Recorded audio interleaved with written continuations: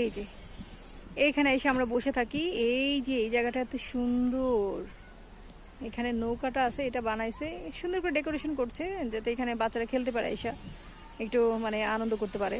ছোট ছোট 2-3টা রাইড আছে এখানে। আর এখানে অনেক গাছ, অনেক, এখানে একটা দোলনা আছে যেখানে আমি এসে প্রতিদিন সকালে বসে থাকি। আর এই গাছগুলো তো একদম সবুজ আর সবুজ, মনে হয় যে এখানে একদম মন মিশে যায় এই জায়গাটায় আসলে।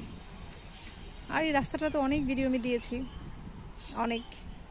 এই রোড একদম আমার সেই চিরচেনা, আমার খুব ভালো লাগে। সবুজের মাঝখানে নিজেকে মানে মিশিয়ে দিতে ভালো লাগে।